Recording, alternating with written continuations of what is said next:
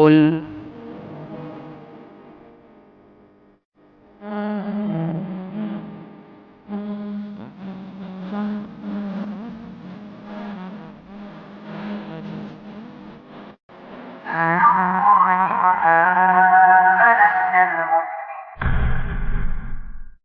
Bismillahirrahmanirrahim. Assalamualaikum warahmatullahi wabarakatuh. Waalaikumsalam warahmatullahi wabarakatuh. Alhamdulillah wassalatu wassalamu ala Rasulillah wa ala alihi wa man tabi'ahum bi ihsan ila yaumiddin. Allahumma inna nas'alukal jannah wa na'udzu bika minan nar. Puji syukur kita panjatkan pada Allah. Salawat dan salam mungkin tercurah pada junjungan kita Nabi besar Nabi Muhammad sallallahu alaihi wasallam. Baik Bapak sekalian, pada kesempatan pagi hari ini kita dimudahkan lagi untuk duduk sejenak untuk mengkaji hal-hal penting dalam agama kita ini demi menjaga ilmu. Mudah-mudahan kita diberikan ilmu yang bermanfaat, diberi taufik beramal soleh, dan Allah Subhanahu wa taala memberikan kepada kita hidayah untuk terus berada dalam kebaikan.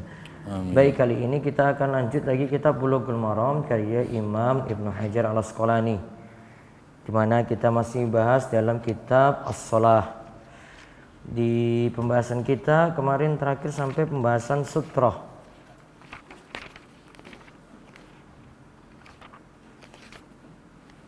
Hadis nomor berapa? 249. 249.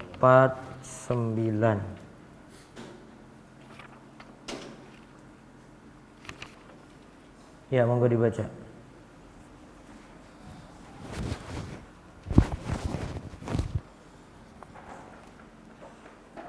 Wa an Abi Hurairah radhiyallahu anhu anna Rasulullah sallallahu alaihi wasallam qala idza shalla ahadukum falyaj'al tilqa'a wajhihi syai'an fa illam yajid fal yamsibu ngassa fa illam yakun fal yakhutta khatta thumma la yadurruhu man marra baina yadayhi akhrajahu Ahmadu wa Ibnu Majah wa sahahahu Ibnu Hibana wa lam yusib man za'ama annahu mutaribun bal huwa hasan. Dari Abu Hurairah radhiyallahu anhu bahwa Rasulullah sallallahu alaihi wasallam bersabda, apabila seseorang di antara kalian sholat, hendaklah ia membuat sesuatu di depannya. Jika ia tidak mendapatkan, hendaknya ia menancapkan tongkat. Jika tidak memungkinkan, hendaknya ia membuat garis, sehingga dengan hal itu orang yang lewat di depannya tidak merusak sholatnya. Dikeluarkan oleh Ahmad dan Ibnu Majah. Hadis ini sahih menurut Ibnu Hibban. Tidak benar orang yang menganggap hadis ini berkedudukan mutarib, namun yang benar hadis ini adalah hasan. Baik. Hadis ini menunjukkan bahwa kita diperintahkan kalau sholat itu menghadap sutra, seperti yang kita jelaskan pada pertemuan sebelumnya. Jadi ada sutra atau pembatas ketika kita itu sholat. Kalau di sini disuruh taruh sesuatu, situ bisa sesuatu berupa tongkat, bisa juga berupa garis, sehingga dengan hal itu orang yang lewat di depan kita tidak merusak sholat kita. Jadi di situ ada berupa tongkat, ada juga di situ berupa garis. Kata Imam Ibnu Hajar tadi, hadis ini diriwayatkan oleh Ahmad, oleh Ibnu Majah, dan juga disahihkan oleh Ibnu Hibban. Namun sebagian menganggap hadis ini mutharib, berarti hadis ini hadis yang lemah, dan sebagiannya menganggap lagi hadis ini adalah hadis yang hasan. Kalau hadis mutharib itu adalah di antara hadis lemah. Hadis muttarib itu adalah di antara hadis lemah.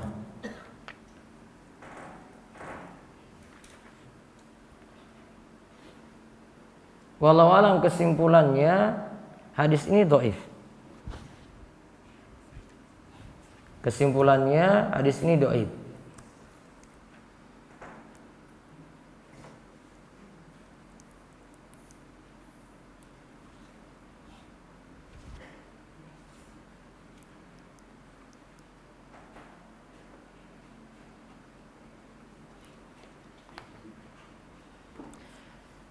Namun walaupun hadis ini dhaif, minimal untuk jadikan sutra itu adalah garis seperti sebagaimana kata Imam Nawawi. Karena nanti orang lihat untuk jadi pembatas sholat kemarin bisa berupa tembok, bisa berupa orang yang sholat, ya, bisa berupa tembok, bisa berupa orang yang sholat. Paling minimal untuk dijadikan sutra adalah garis. Maka ada sesuatu yang tinggi,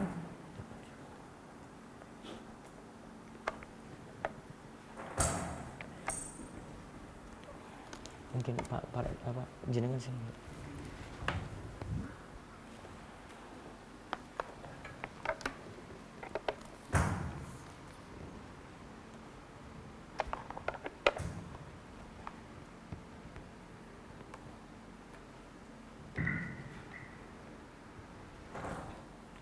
Bapak bisa maju lagi nanti kalau ada yang datang bisa ini, nggak terlalu jauh.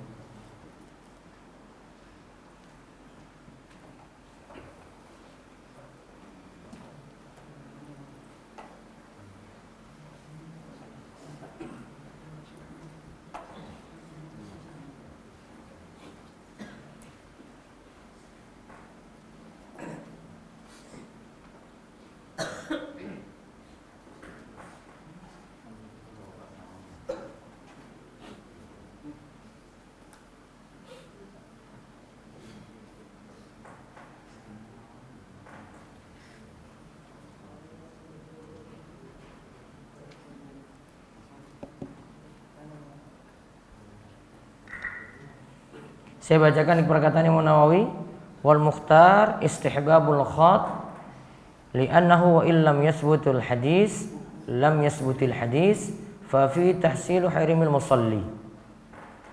Yang jadi pilihan, walaupun untuk hadis yang bicarakan tentang sutra dari garis itu lemah,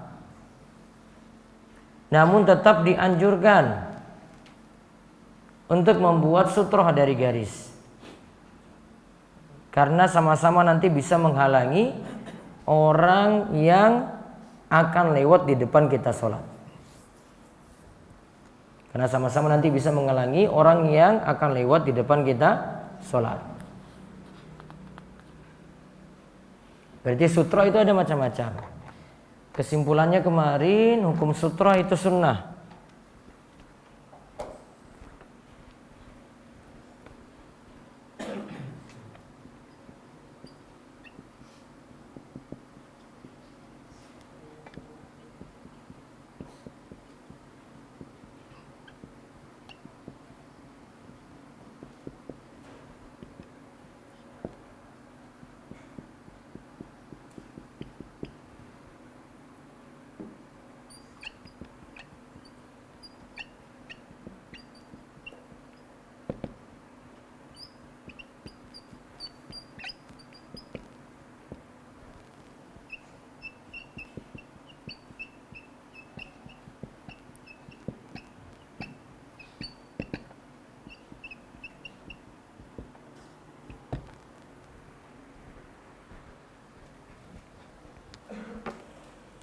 Sutranya atau pembatal sholat, kalau kita sholat bisa berupa garis. Garis soft sudah masuk berarti.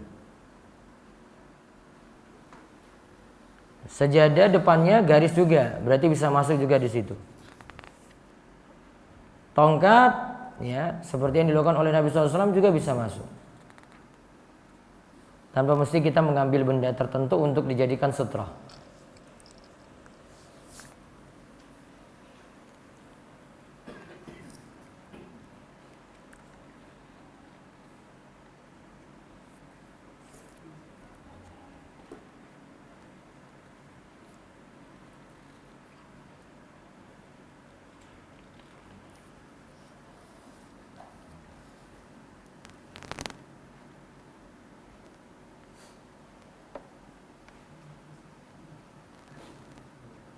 Nah, sekarang lihat lagi hadis yang berikutnya dari Abu Sa'id Al-Khudri. Wa an Abi Sa'id Al-Khudri radhiyallahu anhu qala qala Rasulullah sallallahu alaihi wasallam la yaqta'u salata syai'un wadra' mastata'ta akhrajahu Abu Dawud wa fi sanadihi dha'fun. Dari Abu Sa'id Al-Khudri radhiyallahu anhu berkata, Rasulullah sallallahu alaihi wasallam bersabda, tidak ada sesuatu pun yang bisa menghentikan solat apabila ada yang ingin menghentikannya, cegahlah sekuat tanganmu. Dikeluarkan oleh Abu Dawud dan di dalam sanadnya ada kelemahan. Baik, dalam hadis ini kesimpulannya lagi, kalau tadi hadis yang satu itu hadis yang dhaif atau hadis yang lemah. Kesimpulan dari hadis ini juga, hadis ini didhaifkan oleh para ulama, di antaranya Imam Nawawi. Yaitu hadis ini bicarakan la yaqta'us salatu syai'un wadra' mastata'ta. Akhrajahu Abu Dawud wa fi sanadihi dha'fun. Tidak ada sesuatu pun yang bisa menghentikan sholat. Apabila ada yang ingin menghentikannya, cegahlah sekuat tenagamu. Kalau kemarin mencegah boleh.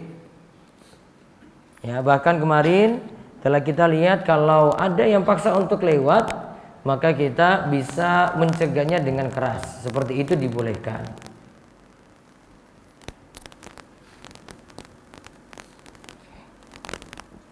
Kesimpulannya dari hadis ini,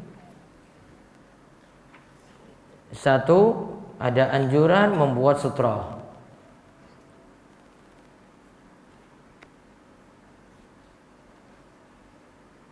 Dua, boleh mencegah orang yang boleh mencegah orang yang lewat ketika kita sholat.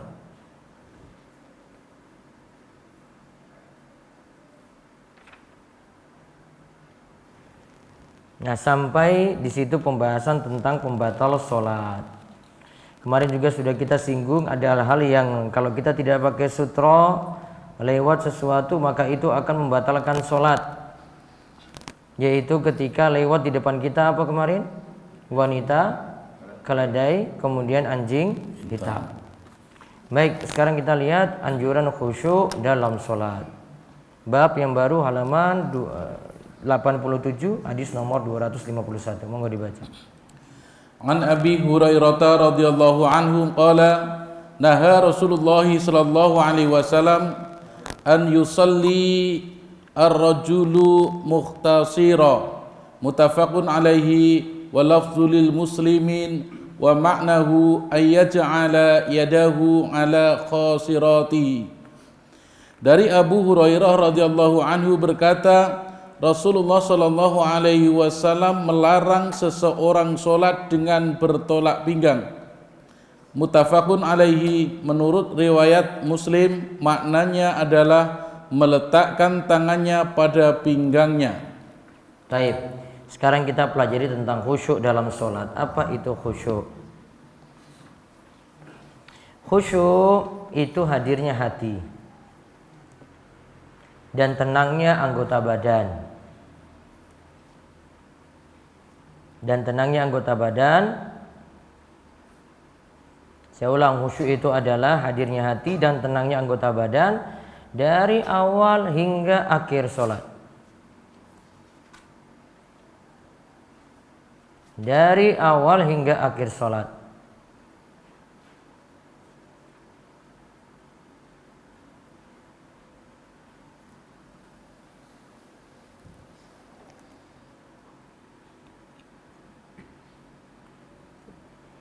Dan seseorang merasa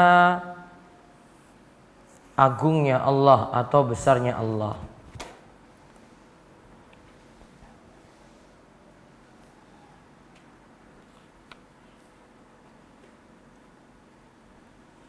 Nah, kata Syekh Abdullah Al-Fauzan, khusyuk itu berawal dari hati kemudian diikuti dengan khusyuknya anggota badan.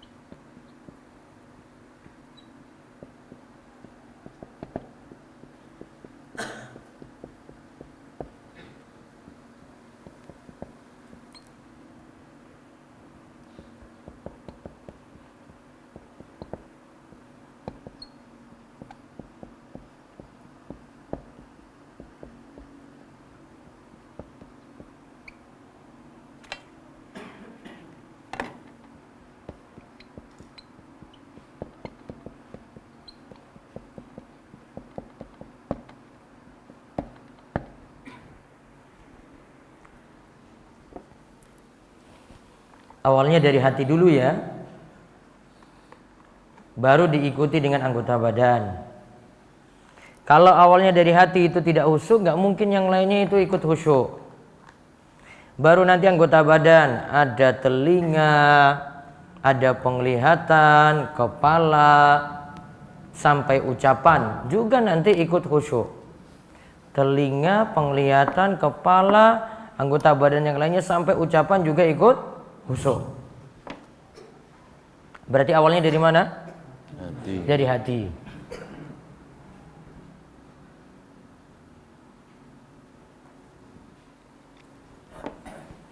Baru diikuti dengan anggota badan. Kalau hatinya belum khusyuk, hatinya nggak hadir, berarti belum khusyuk. Kok hatinya belum konsen, dari hatinya itu belum, maka belum dikatakan dia itu khusyuk.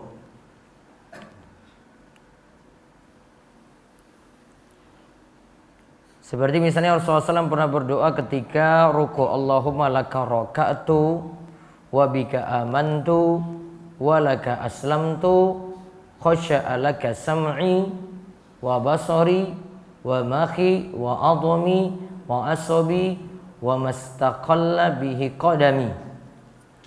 Ya Allah, kepadamulah aku ruku, kepadamulah aku beriman, kepadamulah aku berislam, dan kepadamulah khusyuk pendengaranku, penglihatanku, tulangku, ya, dan anggota badanku lainnya, dan begitu juga dengan kakiku. Maka anggota badan yang lainnya akan ikut khusyuk jika diawali dengan hati yang khusyuk terlebih dahulu.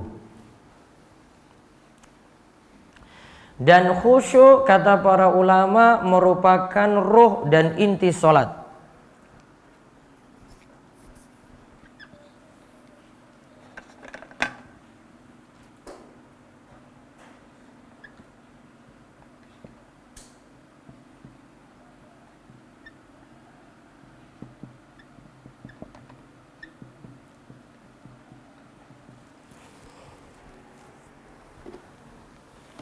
Ruh dan inti sholat.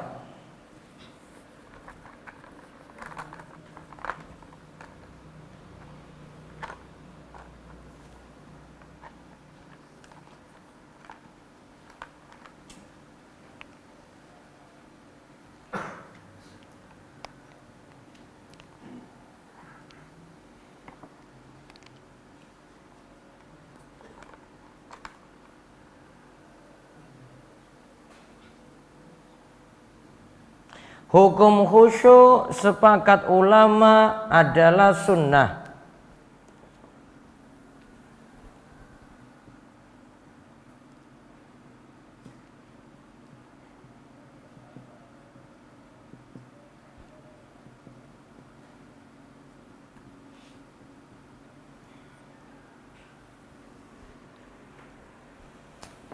Kata Imam Nawawi, sepakat ulama itu adalah sunnah.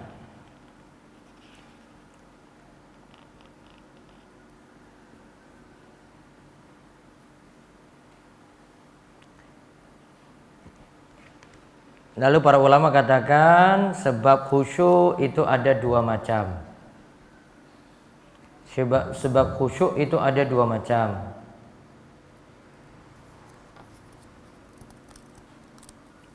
Yang pertama, melakukan persiapan dan tenang ketika sholat. Melakukan persiapan dan tenang ketika sholat, serta merenungkan. Melakukan persiapan, tenang, terus merenungkan. Kemudian yang kedua, menghapus segala gangguan ketika sholat. Menghapus segala gangguan ketika sholat.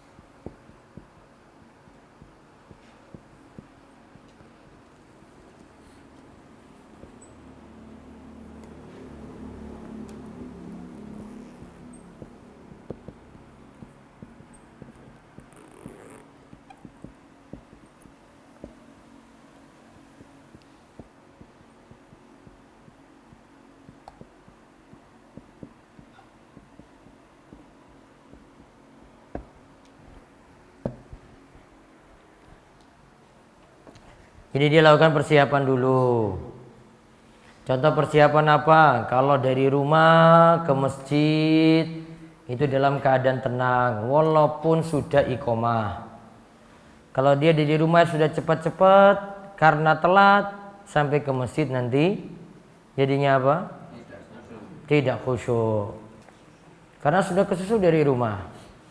Kemudian dia tenang. Kalau sudah bersiap bagus maka jadi tenang. Kalau sudah tenang maka bisa merenungkan nanti. Oh, baca ayat ini maksudnya kayak gini, kayak gini, kayak gini. Oh, bacaan zikirnya, bacaan doanya seperti ini, seperti ini. Kemudian dia hapus lagi segala gangguan. Apa contohnya segala gangguan? Menahan kentut. Nah itu contohnya situ coba. Yang kedua contohnya menahan kentut. Ganggu enggak? Ganggu ketika sholat. Maka makruh karena dapat mengganggu kekhusyuan dalam sholat ketika itu.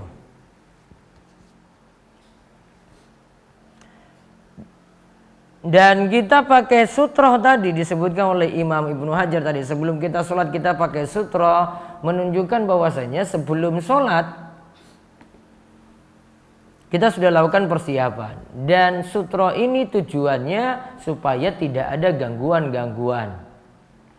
Nih dia sholat, terus ada pembatas.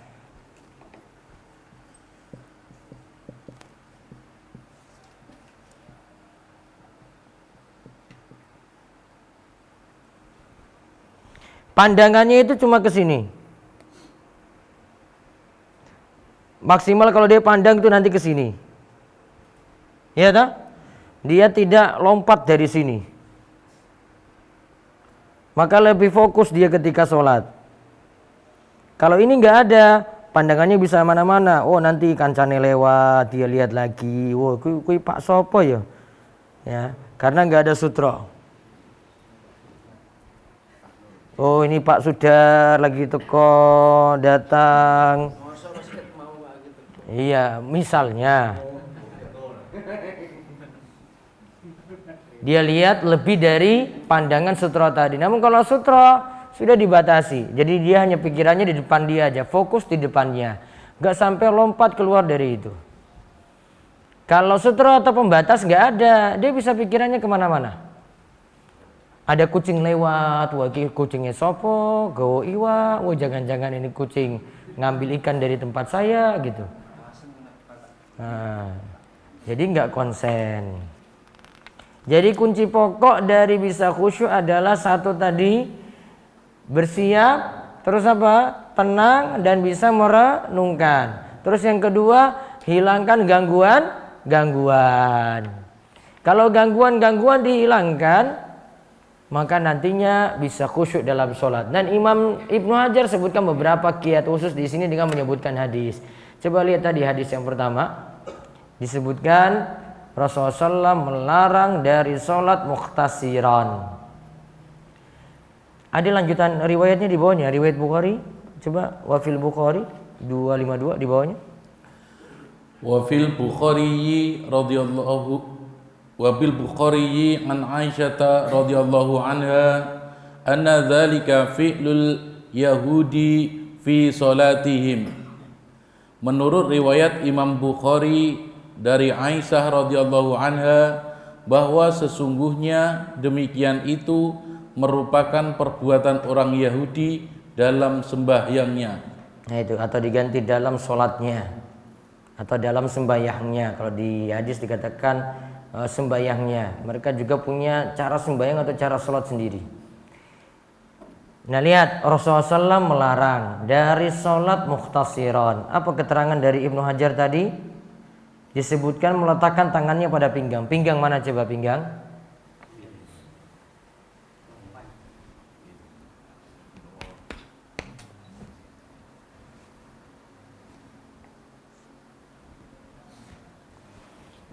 Cara seperti ini, cara sholatnya apa tadi? Orang Yahudi. Berarti kesimpulan yang bisa kita ambil. Ini hadisnya tadi muttafaqun alaihi riwayat Bukhari dan Muslim. 1. Tidak boleh sholat dalam keadaan tangan di pinggang.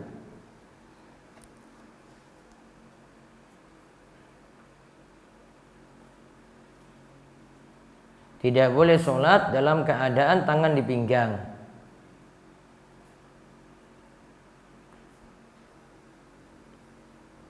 Kemudian yang kedua, sholat seperti itu adalah sholatnya orang Yahudi. Sholat seperti itu adalah sholatnya orang Yahudi.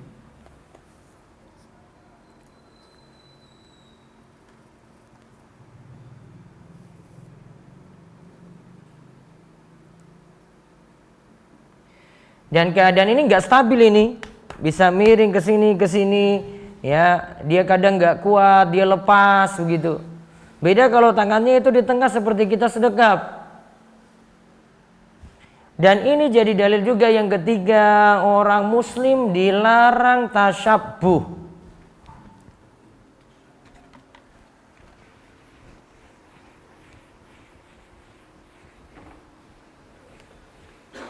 Apa istilahnya? Tasyabbuh.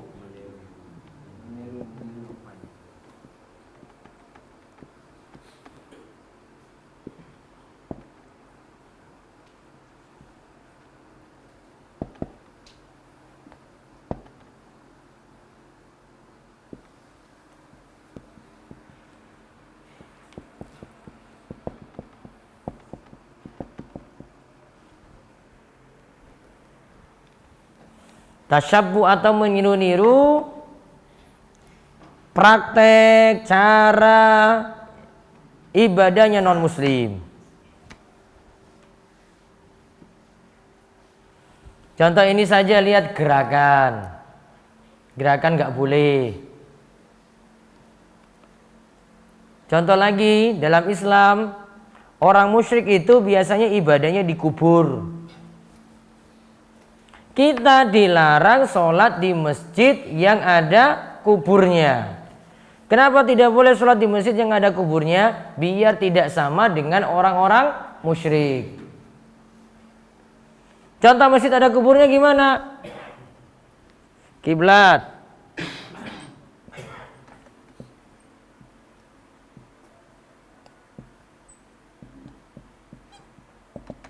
Kuburnya sebelah barat. Apa kuburnya di sini?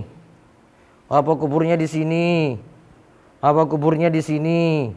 Atau ada yang di dalam shop? Orang sholat itu hadap itu, menghadap kiblat. Biasanya ini tanah pewakaf. Mau meninggal dunia dia wasiatkan, tolong saya dikubur di tanah wakaf saya, masjid itu. Dibuatlah kubur, ditaruh di sebelah barat. Ya, nggak boleh. Kenapa tidak boleh? Sholat di masjid ada kubur mirip dengan ibadahnya orang-orang musyrik. Dilarang tasyabbuh. Walaupun kita lagi beribadah sholat kepada Allah, namun dianggap mirip. Kok kamu sama ibadahmu dengan orang musyrik?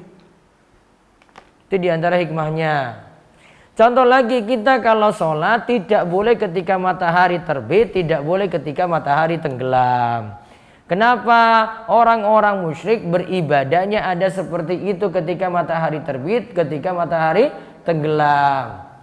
Kita tunggu dulu 15 menit setelah matahari terbit. Sekarang 5.30 matahari sudah terbit. Namun tunggu dulu 15 menit. Berarti 15 menit lagi baru rampung ngaji. Langsung sholat isyraq. Gak boleh juga ketika matahari tenggelam. Wah Ustadz aku nganggur iki, aku arak sholat sih. Daripada nunggu maghrib suwe. Ini bar ngarit kok nganggur. Ah sudahlah saya tunggu maghrib, kerjakan 2 rakaat sampai azan maghrib. Boleh nggak? Tidak boleh, walaupun niatannya baik. Kenapa dilarang? Nanti menyerupai ibadahnya orang musyrik yang menyembah matahari. Dan ketika matahari terbit dan tenggelam, munculnya 2 tanduk setan. Maka kalau tasyabbuh seperti ini, maka secara umum juga tidak boleh. Contoh dalam perayaan, non muslim tahun barunan ikut-ikutan. Kan dalam Islam nggak ada kenal kayak gitu, ya kan? Nunggu sampai pergantian tahun gitu. Terus habis itu nyalakan kembang api, berdoa. Nggak ada dalam syariat Islam seperti itu. Contoh lagi, ulang tahun, tiup-tiup lilin.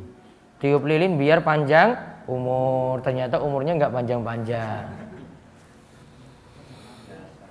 Padahal biasa. Ya nggak pakai tiup lilin, umurnya panjang. Karena Allah yang jatah. Baca lagi, masih tentang khusyuk dalam sholat. Hadis 253. Wa an Anasin radhiyallahu anhu anna Rasulullah sallallahu alaihi wasallam qala idza qudimal asa'u fabta'u bihi qabla an tusallu al-maghriba muttafaqun alaihi. Dari Anas radhiyallahu anhu, sesungguhnya Rasulullah sallallahu alaihi wasallam bersabda, apabila makan malam telah dihidangkan, maka makanlah dahulu sebelum sholat maghrib. Muttafaqun alaihi. Lihat, dari Anas radhiyallahu anhu, Rasulullah SAW bersabda, idza quddimal asya'u, jika makan malam sudah disajikan. Berarti kalau belum. Ini belum berlaku. Kalau makan malam sudah disajikan, fabda'u bihi, maka mulailah menyantap makanan tadi. Qabla an tusallu, sebelum kalian itu sholat, yaitu sholat maghrib. Muttafaqun alaih. Hadis ini diriwayatkan oleh Imam Bukhari dan Muslim. Sekarang kita lihat faedah dari hadis. Satu, hadis ini menunjukkan disunnahkan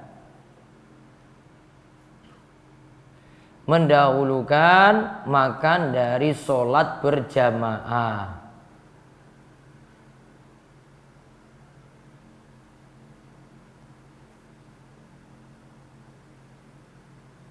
Dan bukan hanya berlaku untuk sholat maghrib.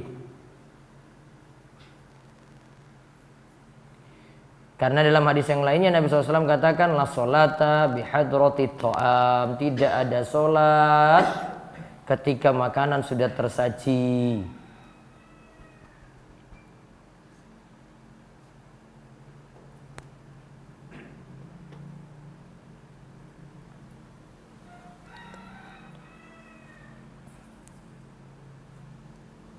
Kemudian mendahulukan makan dibanding berjamaah supaya mewujudkan khusyuk ketika sholat, supaya menunjukkan khusyuk ketika sholat.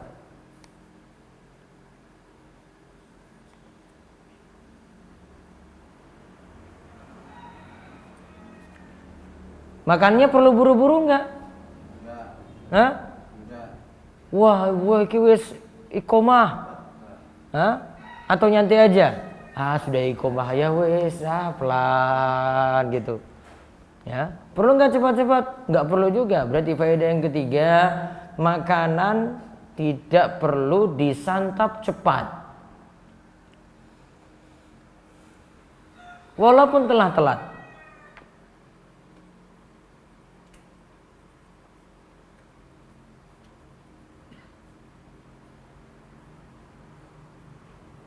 Kemudian faedah yang keempat, ini bukan menunjukkan kita meremehkan sholat.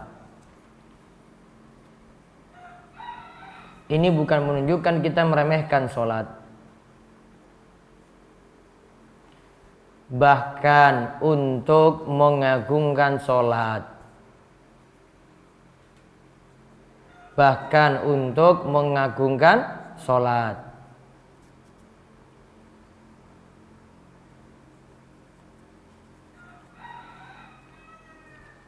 Yaitu hadirnya hati. Coba kalau makanan dulu kita santap maka bisa khusyuk. Namun kalau coba sholat dulu makanan sudah tersajikan, jadi enggak khusyuk, pikiran terus pada makanan. Waduh, wah iki satene enak banget. Waduh, iki kok ikomah iki cepat banget gitu. Makanan sudah siap. Kemudian faedah berikutnya lagi, di antara uzur luput dari sholat berjamaah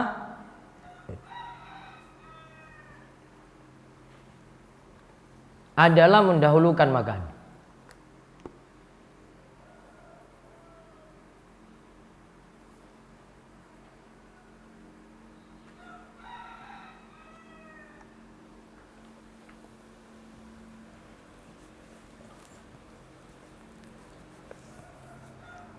Di antara uzur yaitu ya luput dari sholat berjamaah. Termasuk juga yang ingin mengerjakan sholat di awal waktu. Uzurnya diantaranya karena makanan sudah tersediakan. Terus faedah yang berikutnya lagi, jika makanan belum tersaji maka tetap mendahulukan sholat.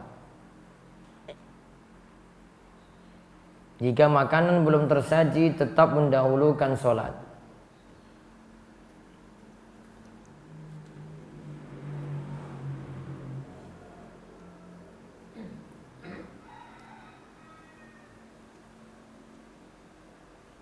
Terus faedah yang terakhir, kalau waktu begitu sempit untuk sholat, barulah mendahulukan sholat daripada makan. Barulah mendahulukan sholat daripada makan. Dia baru bangun maghrib, ya, telat dia. Baru bangun maghrib, sisa sholat maghrib ini 10 menit. Dan istrinya sudah buat makanan juga, sudah tersajikan. Kalau dia tunda untuk dahulukan makan terlebih dahulu, ya, untuk makan terlebih dahulu, maka 10 menit tadi jadinya lewat. Akhirnya masuk sholat isya. Maka ketika itu yang dipilih adalah sholat dulu kemudian makan. Karena waktunya sudah sempit. Terus kita lihat hadis yang terakhir 254. 254 ya. Wa an Abi Dzarr radhiyallahu anhu qala Rasulullah sallallahu alaihi wasallam idza qama ahadukum fi salati fala yamsahil hasa fa inna rahmata tuwajihuhu. Rawahul khamsatu bi isnadin sahihin wa zada Ahmadu wahidatan auda.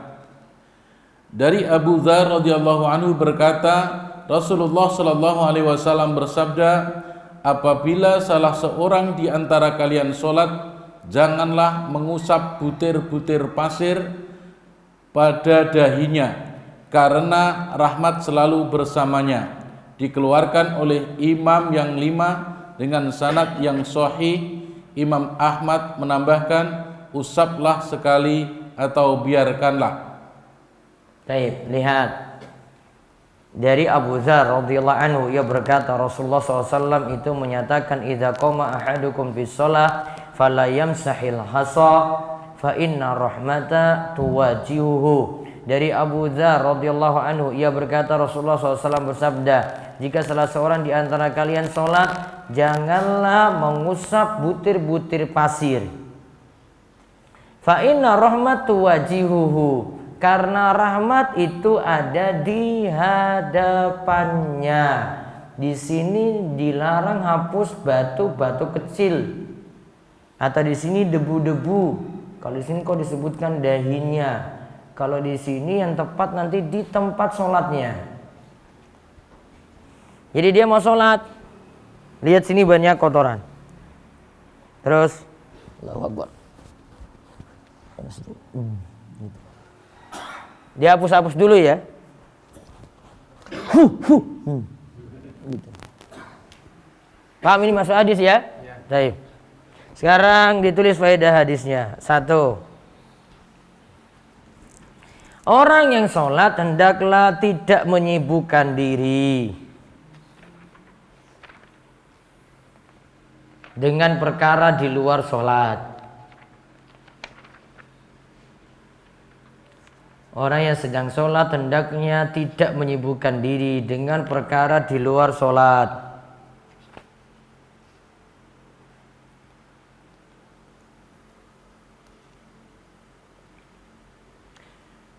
Karena menghapus debu seperti dalam hadis termasuk main-main.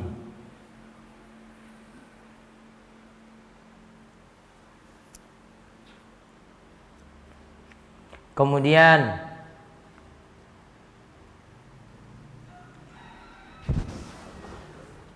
di sini menunjukkan lagi masjid di masa Nabi SAW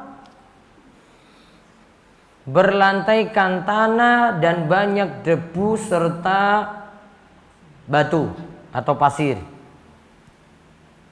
Masjid di masa Nabi SAW itu berlantaikan tanah, terdapat debu, terdapat batu-batu kecil.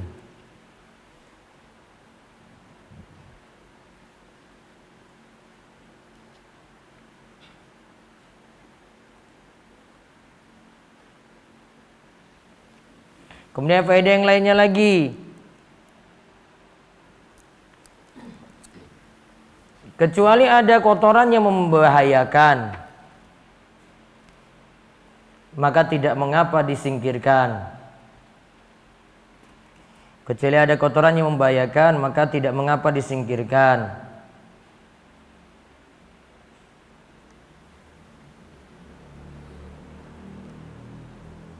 Kemudian faedah yang terakhir, ibadah jika makin sulit maka lebih banyak datang rahmat dan pahala.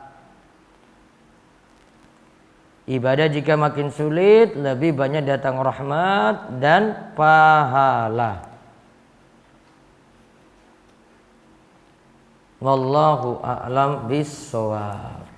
Sampai pada menghapus debu saat kita sedang sholat. Monggo jika ada pertanyaan. Ya.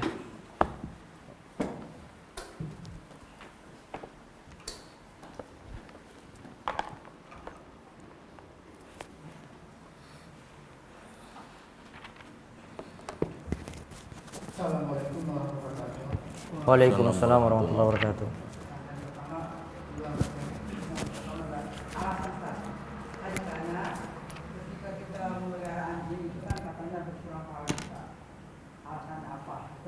Alasannya karena dalil bilang itu kurang pahala. Kalau tidak ada dalil nggak mungkin kita bilang seperti itu.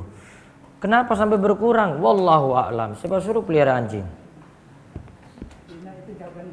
Hanya itu jawabannya. Kita beragama nggak perlu sampai tahu cari alasan detail, hikmah detail, nggak perlu. Dalil saja sudah cukup. Orang Islam itu beramal itu pokoknya dengan dalil dia patuh. Sami'na wa ata'na. Nggak perlu dia tanya panjang lebar. Kenapa ketika sujud kok nggak boleh hapus-hapus ya debu di situ? Sudah manut saja pada dalil. Jadi kalau manut pada dalil sudah dilaksanakan kayak begitu, selesai. Kenapa kok sholat kok tangannya sedekap? Kenapa nggak diturunkan saja? Sudah manut pada dalil. Mau ngapain lagi kalau kita tidak manut pada dalil? Justru lagi diuji seperti itu. Ada orang yang mau patuh atau tidak? Ada orang yang mau patuh atau ada orang yang mau ngiyel-ngiyelan dengan dalil? Kan gampang. Patuh pada dalil. Iya.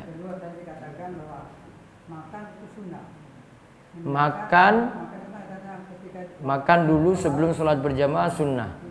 Kalau makanan sudah tersediakan, ya. Maka jadi uzur ketika ada makan. Demi tercapainya khusyuk dalam sholat. Ada lagi? Ya. Assalamualaikum warahmatullahi wabarakatuh. Waalaikumsalam warahmatullahi wabarakatuh. Ustaz, saya mau bertanya, apa hukumnya sholat keadaan diri kita berbau-bau. Berbau, Bawang. dihapus dulu bau bawangnya, kemudian sholat, terutama sholat berjamaah. Kalau misalnya nggak sempat itu, Nggak sempat, disempetin. terima kasih. Ya, itu sebentar saja hilangkan bau mulut tersebut. Terus. Assalamualaikum warahmatullahi wabarakatuh. Waalaikumsalam warahmatullahi wabarakatuh. Tadi Ustaz menyampaikan atau di buku Bulughul Maram ini kalau sholat tangannya di pinggang ini menyerupai orang Yahudi. Sekarang pertanyaan, banyak sekali kita jumpai bahwasanya tangan itu kadang-kadang hanya dilempar di sini. Ini apakah itu sholatnya juga menyerupai orang Yahudi? Mohon penjelasannya. Iya, coba tadi tangannya gimana? Ah, di pinggang yang orang Yahudi. Kalau di situ posisinya kurang tepat. Gimana? Sakit. Ya kurang tahu. Sekarang masih banyak yang Ya di tengah. Coba tengah. Ah. Sudah seperti itu. Ya mungkin dia sebelah sini sakit, dia tahan-tahan. Gak tahu alasannya apa. Oh, berarti kalau orang sholat pas tangannya di sini perutnya sakit atau Wallahualam, mbok tanya tuh. perutnya sakit itu mungkin perutnya Ya sakit. mungkin. Ya. Jadi kita husnuzon aja ya. Husnuzon. Ya, terima kasih. Yang kedua tadi masalah sholat itu dilarang itu dekat kubur. Sekarang kalau Dilarang? Ya, dilarang sholat itu masjid dekat kubur gitu kan? Masjid satu dengan kubur. Iya. Nah sekarang kalau namanya tadi keadaan darurat, ini sudah waktunya sudah mepet, pas lewat kebetulan masjid itu kan dekat kubur. Sekarang kota-kota itu Bukan masjid dekat kubur, masjid jadi satu dengan kubur. Coba diulang kalimatnya. Beda dong. iya. Masjid serak kubur. Iki wes ono pager. Ini kubur semuanya ini. Enggak masalah. Kalau ini satu jadi setunggal, sak pager. Beda. Ya seperti di masjid rumah itu ya. Nah kalau di masjid rumah itu kan ada pagernya cuma di luar kubur itu. Kalau di rumah itu saja Satu dengan masjid enggak? Ya pokoknya di luar tembok gitu loh. Memang di luar tembok itu. Tapi satu pagar enggak, pintu masuknya sama enggak dengan pintu masjid? Sama. Ya sudah berarti. Enggak boleh. Jadi satu. Kita lihat di Jogja itu juga ada. Nah, terus kenapa? Pertanyaannya? Pertanyaan kan itu tadi kan darurat. Kita masih boleh kan sholat di situ. Kalau ada masjid lain, cari masjid lain. Lah, Kalau enggak sholat bukan di masjid itu, sholat pinggir jalan gitu. terima kasih. Semua tempat di muka bumi boleh digunakan untuk sholat kecuali dua tempat. Tempat pemandian, terus yang kedua kubur. Tempat lain berarti boleh. Parkir motor terus di pinggir jalan itu sholat itu. Ya. Selama orang ketabrak bisa. Takutnya nanti kalau ada harimau lewat kan masih tak selamat. Jagel pagi-pagi. Terus siapa tadi? Waalaikumsalam warahmatullahi wabarakatuh. Saya bahkan kemarin di tempat saya itu ada acara harian, lalu saya diundang itu. Ada yang itu dibacakan Al-Quran sampai katam, terus disembelihkan kambing, kambing sama ayam. Terus ayamnya setelah selesai para jemaah itu baca Al-Quran sampai selesai, lalu ayam dan kambingnya itu dibuat berduri, ditaruh di nampan besar itu, kepalanya kambing itu ditaruh di atas nama, lalu ada pakam itu berduri di situ. Terus pertanyaan saya, apa itu dari kambing tadi sama ayam itu dibagi kepada para yang tamu undangan itu? Pertanyaannya apakah itu halal, Ustaz? Saat disembelih halal. Saat disembelih halal kan? Siapa yang sembelih? Pak kaum, Muslim enggak pak kaumnya? insya Allah Nah, ya, kalau muslim ya sudah selesai berarti. halal ya. Cuma masalahnya acaranya saja. Kalau enggak mau makan ya enggak apa-apa, mau makan juga boleh. Karena dagingnya itu masih disembeli ya dengan cara yang benar. Kalau yang nyembeli nggak sholat nggak boleh. Pak kaumnya sholat kan? Kalau pak kaumnya sholat boleh. Hanya sekarang kamu nggak sholat. Hah? Sholat, rajin sholat. Ya mungkin tempat jenengan ya, kene ya rajin. Saya bareng-bareng Terus. Assalamualaikum warahmatullahi wabarakatuh. Waalaikumsalam warahmatullahi wabarakatuh. Mau tanya Pak, yang saya tanyakan itu tadi masih pembahasan dahulukan makan sebelum sholat. Kalau masih ada bagian makanan yang tersisa di mulut itu biasanya jadi mengurangi kekhusyuan. Apakah itu termasuk apa ya? Wudunya kumur-kumur mboten. Itu dibatalkan sholatnya atau? Oh, jenengan pas sholat terus udah rasa-rasa sesuatu gitu.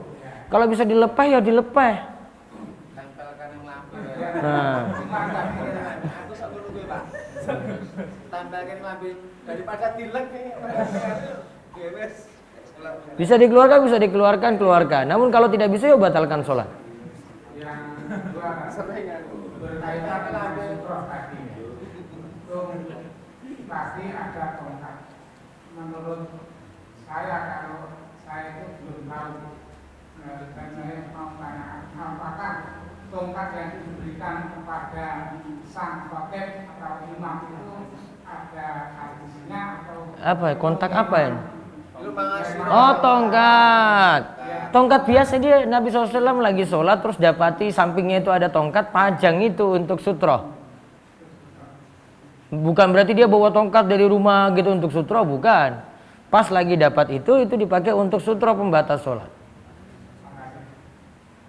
Cukup? Ada lagi? Ya. Waalaikumsalam warahmatullahi wabarakatuh. Banyak ayat memerintahkan kita untuk berjihad. Yang kami tanyakan itu makna jihad itu bagaimana? Ya perang.